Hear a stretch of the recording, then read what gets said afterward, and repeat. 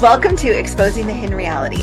I'm Annette, career reinvention coach and caffeine-powered human. And I'm Sandra, women's life and leadership coach. I bring the woo to our conversations. And this is the podcast where we call out all the unspoken stuff, biases, outdated expectations, and all the things women navigate in work and in life. Yes. We bring to light what we see happening. Smart, capable women stuck in the same patterns because no one really talks about what's going on. We'll bring some difficult truths. Welcome, insightful experts. And sprinkle in a little chaos and fun. It wouldn't be us if we didn't, right? So whether you're walking the dog or tuning in during your commute, we're glad you're here.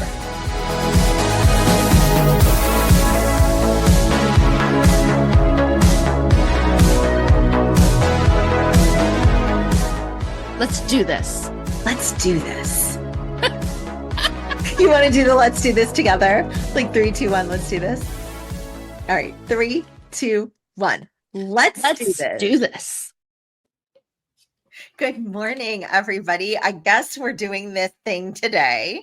And Sandra and I are super excited to welcome Shayna Bergman joining us today, talking about parenting and what that kind of looks like in an everyday corporate job, maybe not even a corporate job. So Shayna, tell us more about you. Yeah, thank you for having me. So I'm Shayna Bergman, and I am an executive and leadership coach.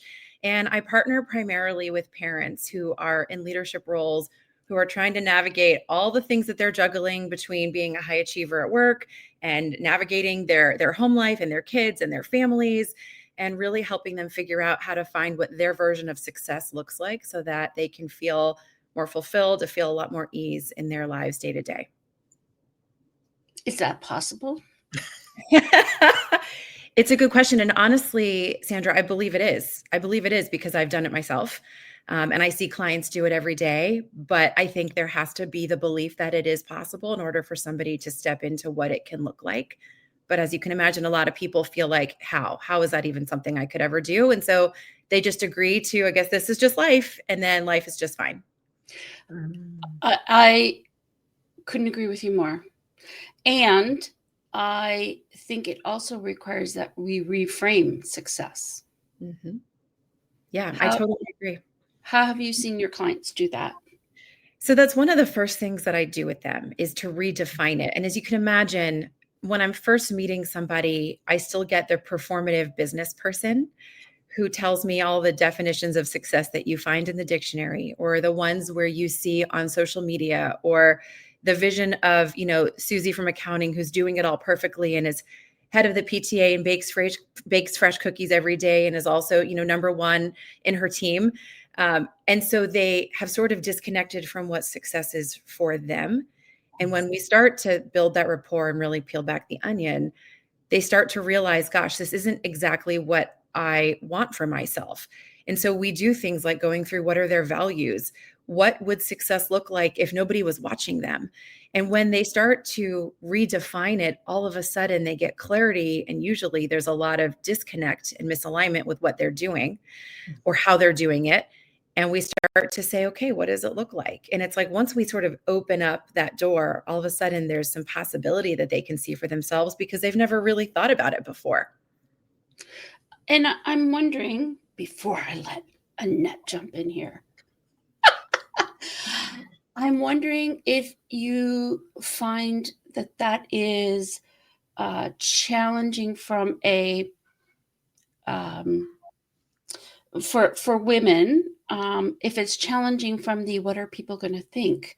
How am I going to explain this? Why did I go to school all those years? And I mean, I could go on, but I'm just wondering what you see. 100%. Yes. Because with women in particular, especially if they've become parents, they have often disconnected from who they are. Yes. And I think that's a normal thing. There's nothing wrong with it. It's normal. It's like all of a sudden you start pouring into your family and you lose a little bit of who am I and who have I become and who do I want to be? And because of that, and because there's so much, and I love this, but there's such a tribal mentality, I think, with women that I think we can't, it's natural for us to say, What's going to be the impact on others? What are they going to think about me? What does this say about me? Gosh, I put all this investment into my education, into my career. How can I just step back and change it? What does that mean about me? Did I fail? And so there's all these questions that start to come up. And so part of what I do with them is start to play with removing some of the judgment and also playing with different perspectives. Because sure, there's one perspective that somebody's going to say, what were you thinking? Are you crazy? And then there's another perspective where somebody says, I'm so jealous. How did you do it? Tell me, I want some of that.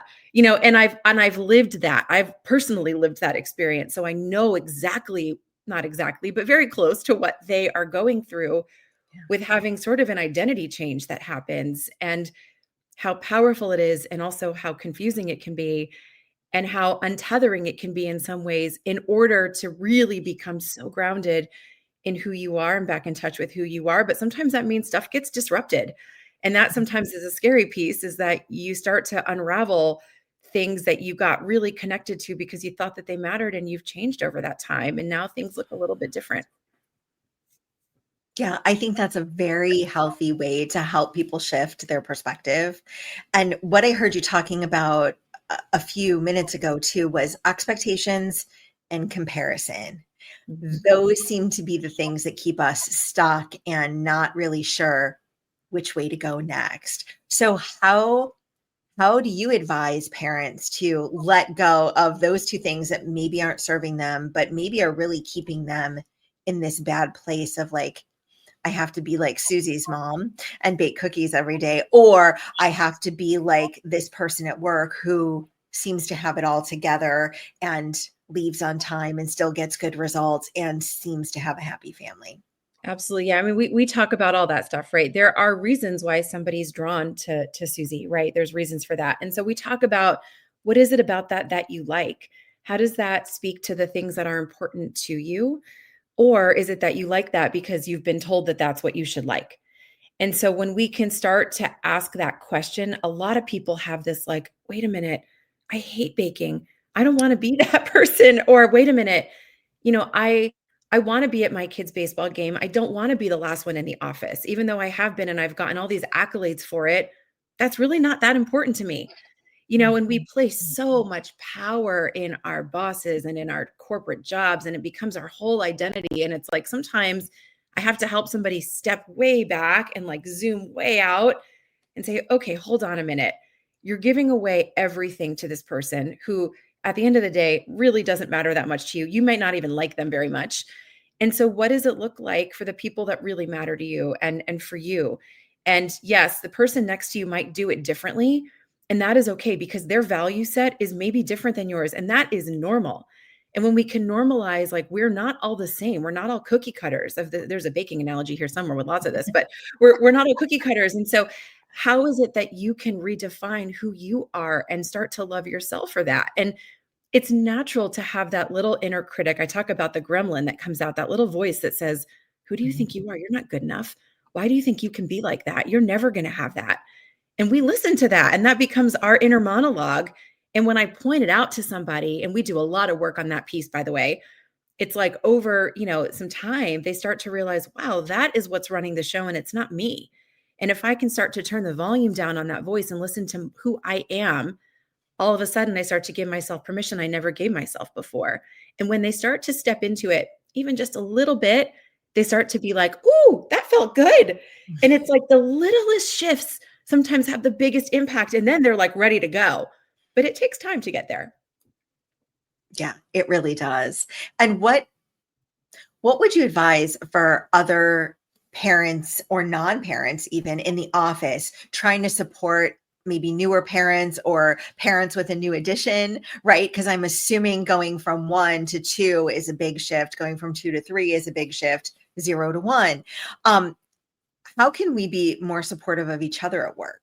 Yeah. I mean, look, I very much believe this has to be customized. We have a lot of one size fits all programming and policies, and it's just not sufficient for everybody's individual needs. And again, I've lived it myself, but now that I have this breadth of awareness because of the number of people I've supported in a number of industries and businesses and roles and titles, all kinds of stuff, as you can imagine, different personal circumstances, it has made it very clear to me that this, we all do it this way, or, look at how one person's doing it and model that, just does not work.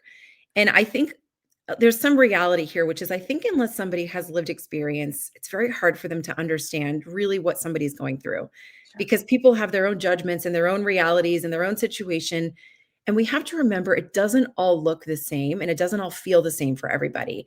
And this is where empathy comes in, right? It's the ability to put yourself as much as you can in somebody else's shoes. And I think we need to do a better job, honestly, at relying on people to be adults.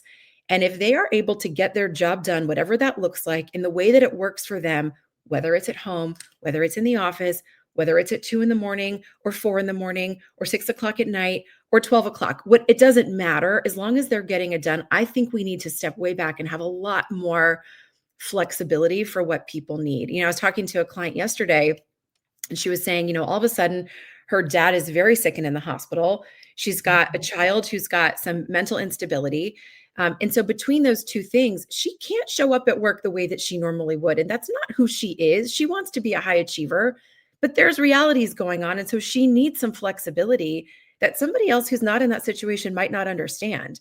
And she feels very stressed about having to articulate all of this. It's like, it's very personal and very private for her. And she's still figuring out who she is navigating all of this stuff. And so I feel like I would just want to, sometimes I want to shake leaders. And luckily I get to with some of them, the ones that I work with, and say, you've got to be realistic with what you're expecting of people. And if you've got somebody who wants to be there and who is engaged and who is a high achiever, then let them do life in the moments that they need to do life, and know that they're going to have their own guilt happening anyways, and they're going to feel terrible about it. And if you can support them through it and ask, what is it that we can do to support you? How can I pull people in to give you the time and space that you need? It will keep those people there for the long run. They will work harder for you. And I think this is where a lot of people feel like, well, there's a bottom line. We can't just let everybody willy-nilly do what they want to do and, work from their jammies at home. And the reality is, yes, there's going to be moments where that is going to be necessary. But if you stop looking at the day in front of you and you look longer term, this is where you get people that are loyal and who are engaged and who bring other engaged people, because you help see them through life, and life happens. We can't stop it. And so we've got to do a better job supporting it. You guys can see I get fired up about this piece. I do as well. And I would say that when, to your point about flexibility and allowing people to do life, what often comes up are the examples of the people who aren't engaged, of the people who are taking advantage because they need to be performance managed rather than given flexibility. So we're not talking about avoiding performance managing people who need support getting into a role that is a better fit for them. We are talking about people who are excelling at their roles and contributing to the company, but need flexibility because of a situation that's happening. I couldn't agree more. I agree 1000%.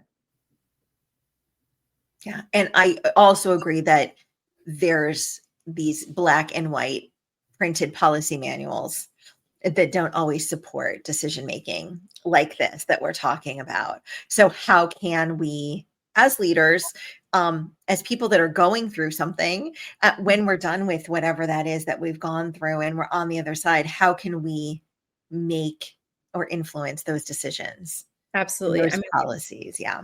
We got to speak up. We got to speak up, because I think that there is, this misnomer that flexibility looks a certain way.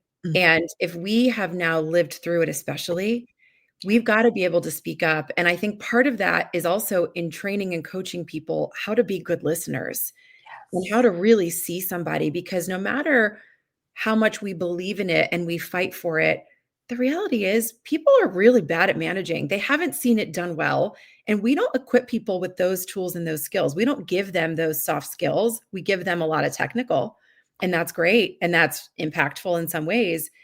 But if we can't retain our most important asset, which is our people, and we can't see them through the things that they're going through, then we're really not doing a very good job. And so what I would say is, like, I think that's where we need to be putting a lot more time and energy and investment, is how do we equip people with some of the very basic tools of how do you listen, and how do you hear what somebody's going through, and how do you hear what they're saying and what they're not saying, and how do you acknowledge what they're going through even if you can't understand it, and how do you support them? And to your point, Sandra, how do we also let them know that there are still performance expectations? And that's okay. Nobody's saying that that goes out the window, but to your point, when people are in need of that, it's there. And that happens in a different timeline than when there's something personal going on. But when you've got somebody who's a star performer, and again, I think I'm optimistic, but I think most people want to do well, and you give them the space that they need in the moments that are hard, I think that you see a whole new type of person emerge. But I think we've got to, it starts with anybody, but I think it starts at the top. I still really believe that we've got to stop sitting back and saying, oh yeah, that makes sense. Let's pass it off to somebody else. And instead say, how can we get our people equipped with how to really listen? And I think one of the challenges, especially as a middle manager, is that we're not often supported. So even when we want to do the best we can for our team members, even when we want to impact the system, there is still a system. And sometimes we're strapped in terms of what we can and can't do. Yeah, it's the messy middle. It's the messy middle, and it's really hard. And I think people feel very ill-equipped in that place because they feel like they can't really influence. And I'll tell you, when I was leading a team, when I was working in corporate and I was leading a team, I had a saying on my team that I started, which was called "Today Me, Tomorrow You." And the idea, and I believed I had an amazing team, but the reason for that saying was because I knew that there were going to be moments, and we had seen them, where somebody needed to say, I'm out today. I've got something going on. It's personal. I got to go. I just got to run. I got to deal with it. And it was like, go. Somebody's going to jump in and handle it. You're fine. And it meant the next time when somebody else needed that help, you would jump in for them. And it was like no questions asked. And I know that that's, again, I had an amazing team to work with, but even them knowing that that was there for them made them work harder, because they knew, when there's a moment I'm going to have and I need to go take care of my sick kid, or I've got to go run to something unexpected, or my plumbing is messed up, somebody's going to jump in and handle it. And it's like that relieves so much stress of what's going to happen. I need to be the one to do the thing. And it's like we made it work. And so I think that trying to figure out what are ways that each individual can implement, even if it's small on their team, it starts small. It doesn't need to be that you're at the top and you have to be the one with the voice. You can have your voice in your own little way and start to sort of watch that ripple effect happen. And actually that did on the team I was on. It started with my team, but then it spread to others because they were like, we want to do what that team's doing. And that was my way in one of those moments to try to influence. Yeah. I am struck by often, again, because I grew up in IT, right? I'm struck often by how we need so-and-so to be here because they're the ones who know how to fix the problem. Yeah, well, you know what? So-and-so could not be here tomorrow for a lot of different reasons. Not any of which have anything to do with the fact that, they've got a family issue. So we need to figure out, how do we do the work without so-and-so here? Not just to give so-and-so time to do what they need to do, but to develop the people. And because oftentimes, especially on the infrastructure troubleshooting side, which is the side that I was on, it's not until you see the situation that you figure out how to fix it. And we don't often want to take down whole networks just so that we can see what the problem might be and how people might want to fix it. Absolutely. So yeah, absolutely. Yeah. I mean, and you're reminding me, of somebody I spoke with actually yesterday, a client of mine, and he was saying, I'm the only one that does what I do. And so when I go on vacation, my job doesn't happen. And so I come back to this insane storm of stuff and people are upset with me. And I just took a vacation.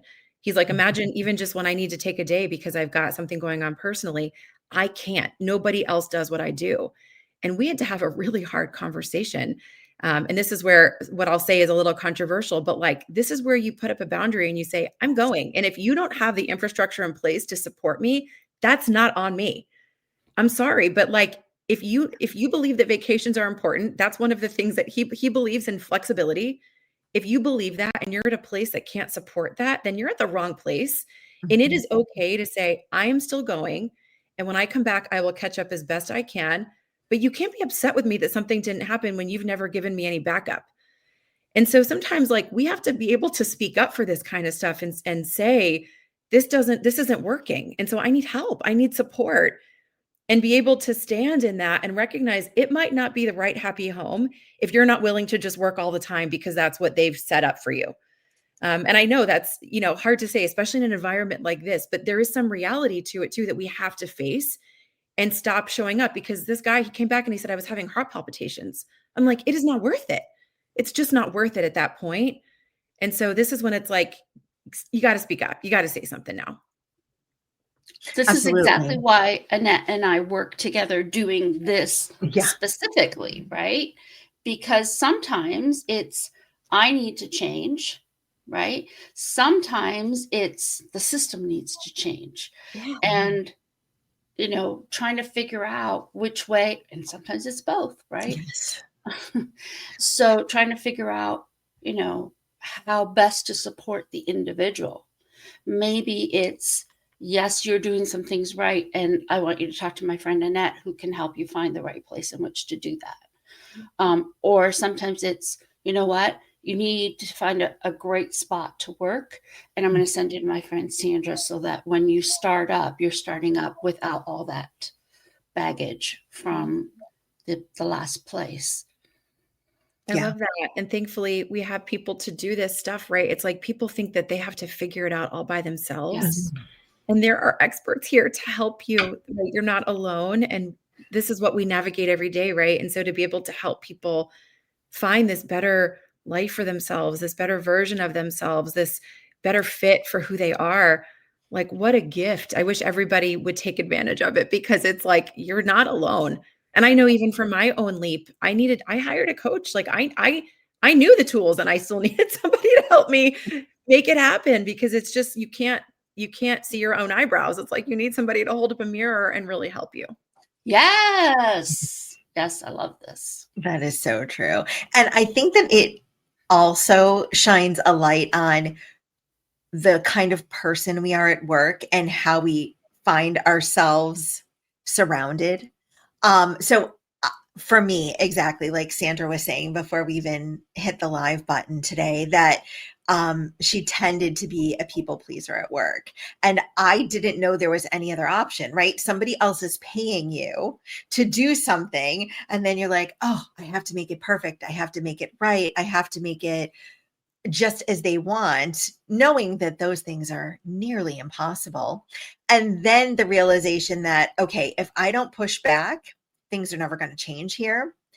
And then if I push back and things still don't change, that recognition, like you were saying, Shayna, that I'm not in the right place. And now I have to make another plan for myself. And that place is going to exist outside of you later.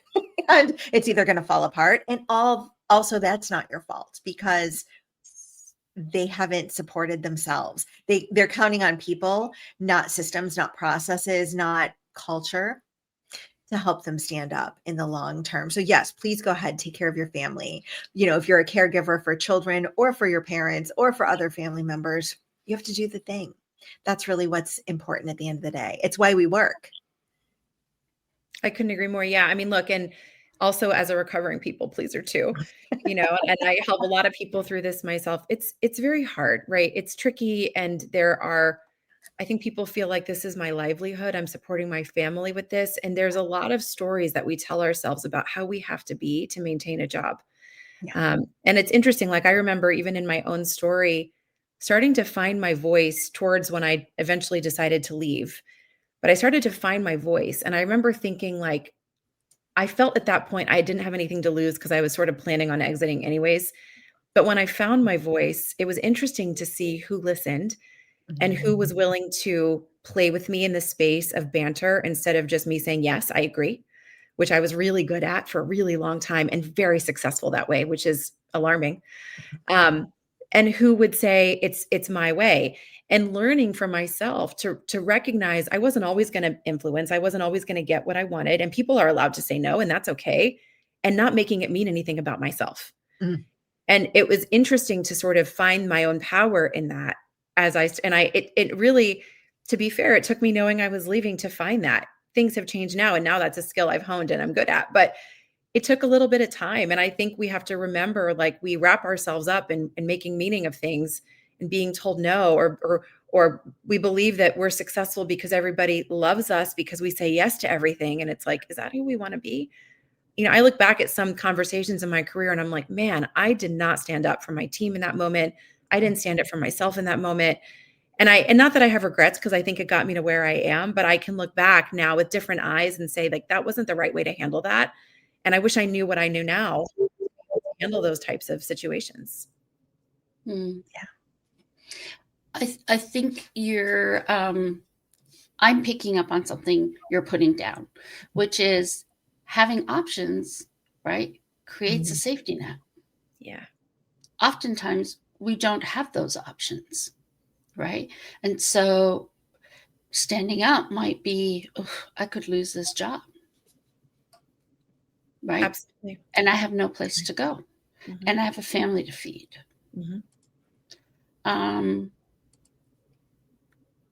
Yeah. I talk a lot with my clients about choice.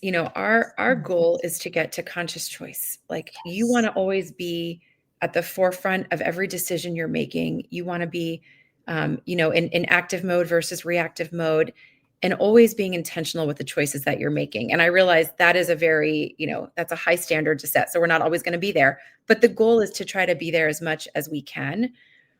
I believe in my heart, and my clients know this about me, I believe there's a lot of choices available. It's just that sometimes it takes somebody to help you realize what those could be and help you find them and see them. And even clients that I have who are trying to, I'm thinking of one in particular, like, she's trying to grow where she is currently. She's really high level, but she's trying to grow there, and it kind of is hitting a ceiling at this point. It never dawned on her just to look externally, because she didn't believe it could be any better than what she has, even though it wasn't quite right. And now she's been having interviews and coffees and conversations and lots of stuff. And she's like, my eyes are so open. Like, I had no idea that this whole world existed. And it's like, yeah, it's been there the whole time. You just got to go explore and find it. And so I think we need to remember that it doesn't have to just be one way. And even though that might be what we've seen and all that we know, there's a lot of other ways to do things. And I fell into it too. I mean, I look back and I was like, well, I guess this is it. I've checked all the boxes, and, like, I'm super successful. And I guess I did it. This is what it looks like for people. And it was like, only when I stepped out of it was I like, whoa, there's a whole other world that I didn't realize existed, because nobody really had shown it to me. And I wasn't able to dream it up myself on my own. But I think if I could, like, hand people one thing, it's like, you are not stuck. There are so many different avenues you could go down, so many different choices, but you got to be intentional about really seeking those out and partnering and figuring out what you need to try to see what those could be for you. There's this great little book. It's pink and white. And I think Annette might have a cover or a picture of it. She's got it here somewhere. It's a fabulous little book that talks about this is my book, Shayna. She's like giving me a little plug here. Oh, I love it. So look what I have highlighted here.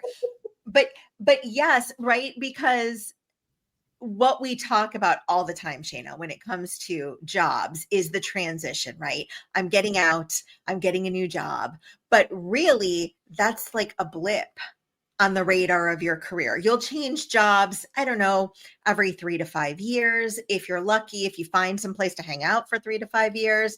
But what are you doing in the in-between, the every day of the 3 to 5 years in between the changing? And that's the piece that people don't really put a lot of thoughtful consideration into.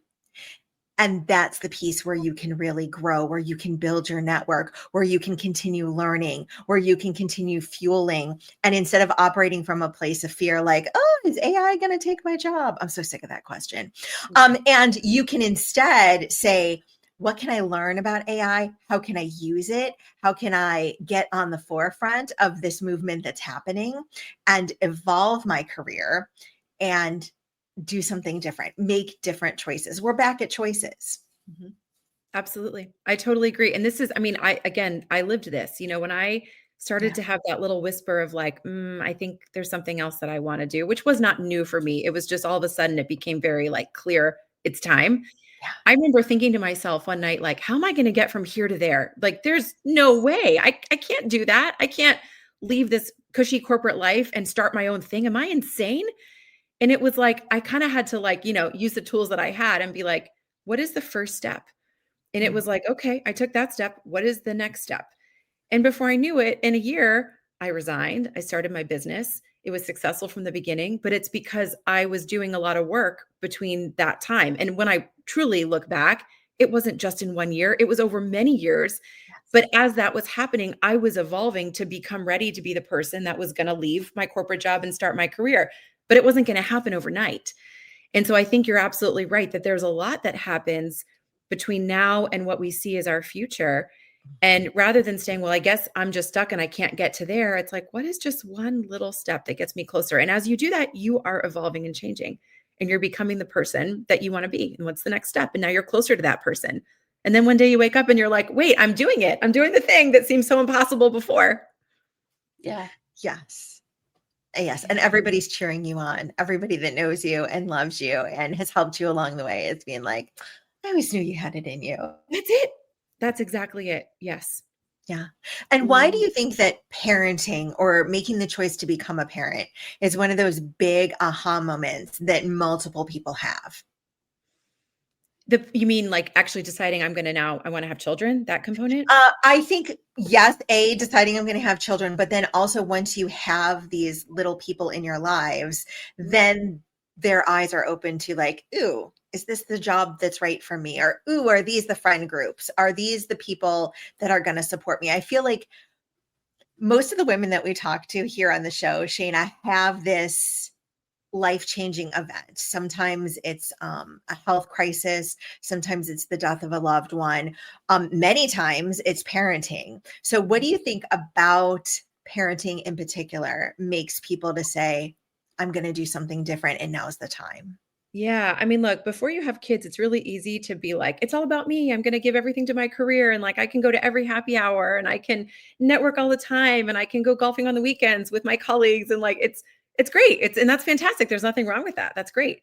And once you have little people or a little person, things change, your priorities change. And I do think it's very hard to really understand that until you've lived it in many ways, because you can't really understand that feeling of like your heart walking around outside of your body until it's happening, even though sometimes you get real mad at those little hearts, but sometimes it's like, they're your little people. And so I know for me personally, I can only share my own experience, but it's echoed a lot by a lot of my clients. It's just all of a sudden the priorities are shifting. And so what used to be very easy to say yes to at work without question, now I have to decide in every moment, well, if I say yes to this, I'm giving up dinner with my family. Or if I say yes to this, I'm giving up sleep and I know that I'm already going to be up in the middle of the night with a baby.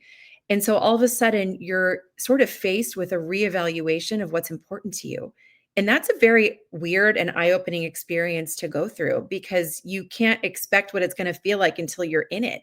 And it's different for everybody. I remember somebody said to me before I had my kids, he said, your whole life is going to change and you're not going to want to work again.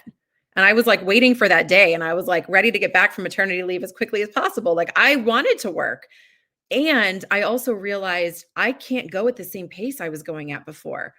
And that really shifted. And I had to like go through my own, metamorphosis of like, am I still going to be like loved here? Am I still going to be successful if I have to leave at a certain time? And I wanted to. It's not that I didn't want to go home and be with my kids. I did.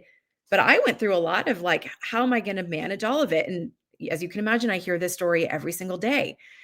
And so I think it does really kind of like open your eyes in a way that's very abrupt because your identity has shifted too. And I remember there were moments, and I have heard this from so many clients too, where it's like you're having a conversation with somebody at work and it's almost like you have to put the fact that you're a parent away.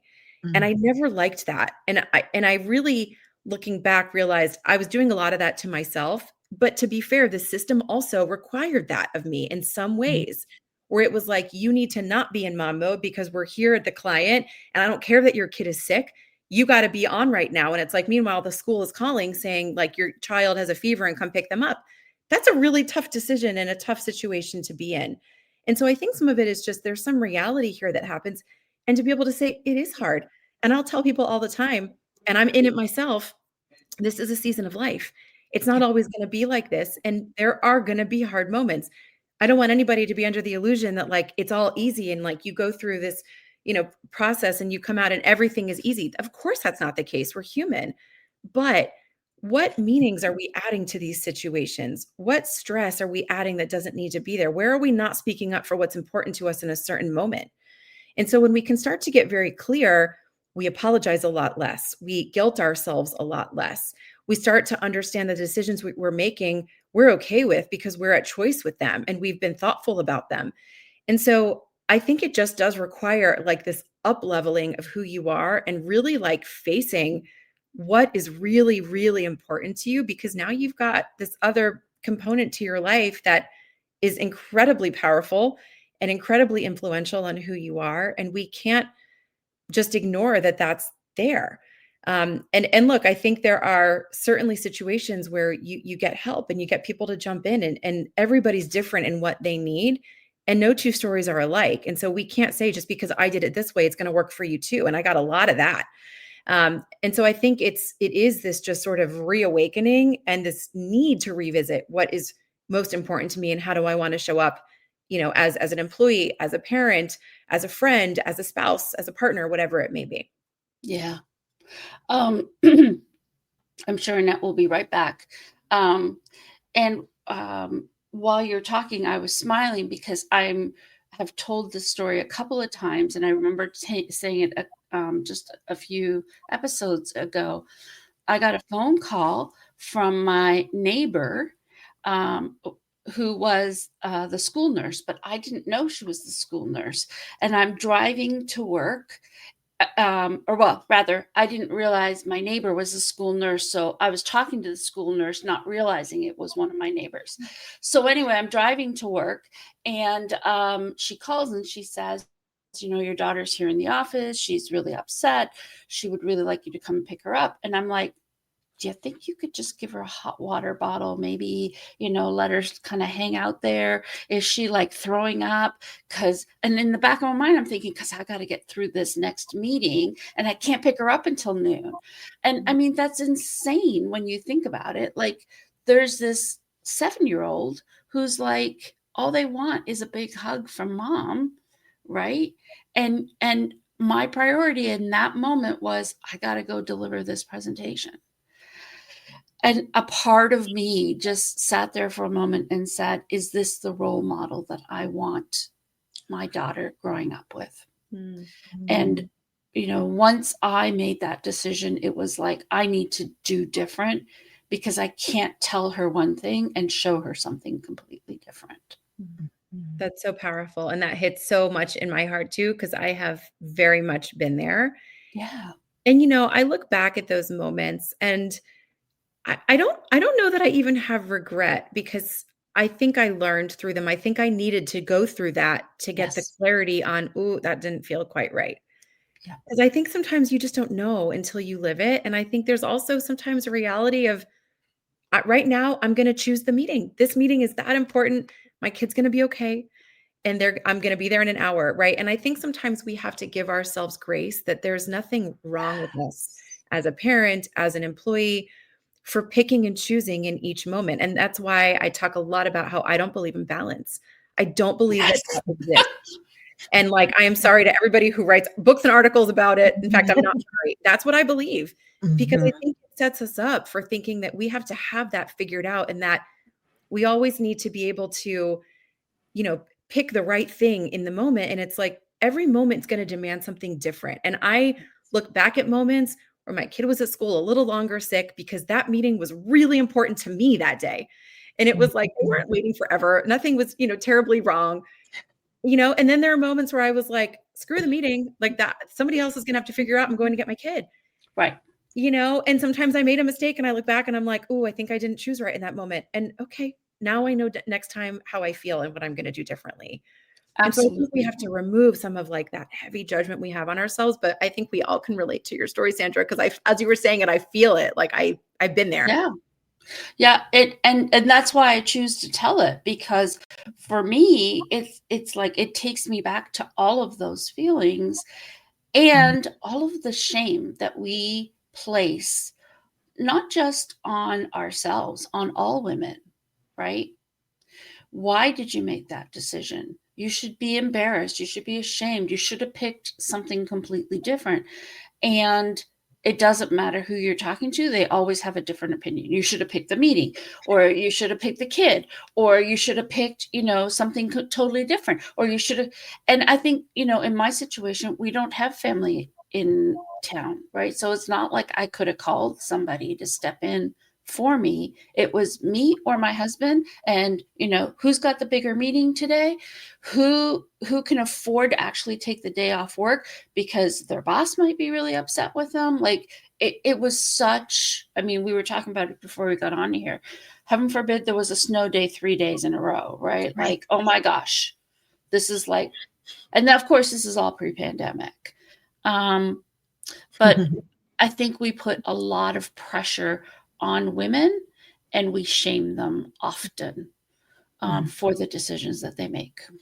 No, I agree. I mean, and what you're describing was bringing me back to, my own stress through COVID. I mean, that was all of COVID for us, was who's got the bigger meeting right now, with our daughter in virtual kindergarten and my son in diapers.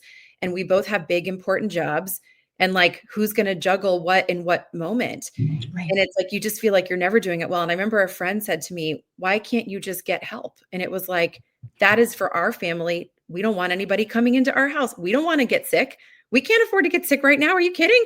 And like, it was like, if, I remember saying to him, like, you think I haven't thought of like everything that we could do to leverage ourselves? Like, because we also didn't have family in town.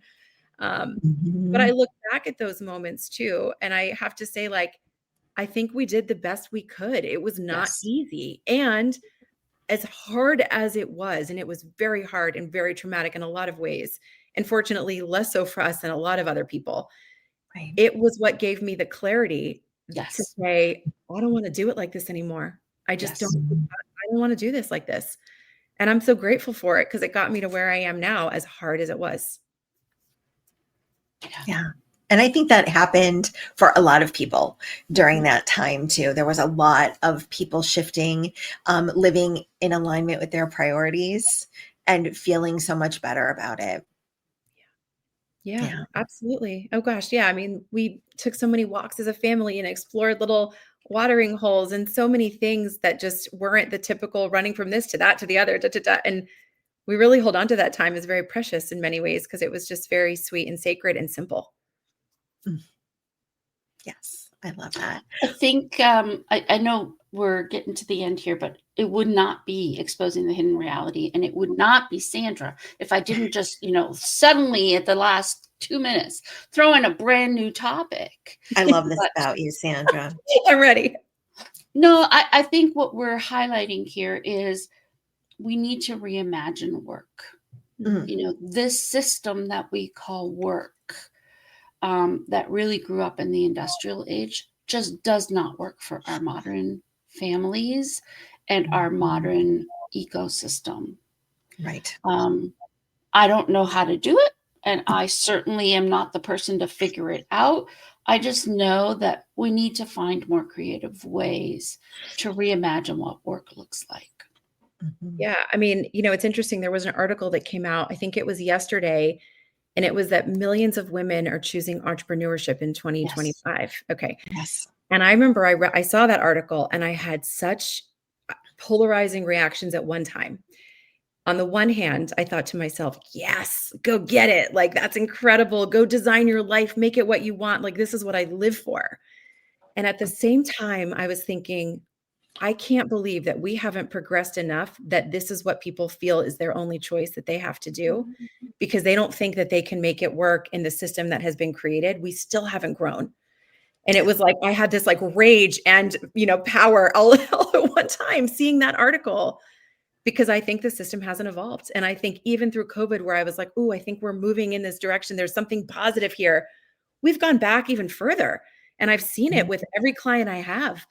So I agree. And I think this is where, as much as I can be one part of hopefully helping people find their power and empowering them to speak up for what is important and speak up for what they need and who they are, and that is okay, that they are worth that.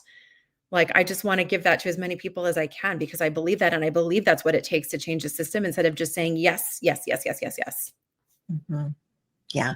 And people are making that choice with their employment, with their all kinds of things, with their dollars, right? So that's how you speak up for yourself. That's how systemic change can happen. So yes, my pet peeve is when people say, people just don't want to work anymore. No, that's not true. They do want to work, but they don't want to be stuck in these ridiculous boxes that we've put around work. So they're making other options. They're hobbling together. They're doing 3 gig jobs, but they're happy because maybe they get to pick up their kids from school every day and they get to see them off on the bus every day. And that's more important. So they'll make little sacrifices now and then redefine what it means in a couple years. And so please, let's not say that people don't want to work anymore. They don't want to work for you, or they don't want to work in this ridiculous system that we've created. And that's okay. Amen. Amen. That's a mic drop moment right there, Annette. For sure. Shayna, tell everybody how they can get in touch with you. Yes. So I am on all the socials. I'm in LinkedIn. My name's Shayna Bergman. I'm on the socials at Shayna Bergman Coaching. And then my website is shaynabergman.com. And I invite people to follow me and find me. I send out a weekly newsletter that people have said is incredibly helpful. It's really just like tips and tricks and tools and stuff that's, hopefully making somebody's day a little bit better as they lead as a parent and as a leader. And I also offer complimentary discovery calls. And really my goal in those is just to get to know somebody and help even give them a little something to feel a little bit further in their journey, even if they don't work with me. So people have found those very helpful. So please take me up on it. I want to talk to you. I want to help maybe get you on a, path that feels better. And I also have a freebie on my website for 5 ways to help cure your imposter syndrome, if anybody's interested in that as well. That's good. That sounds like a great tool. Yeah. I love this. Great. So much fun getting to know you and having this conversation, which is so needed. Likewise. Thank you so much for having me. I really appreciate it.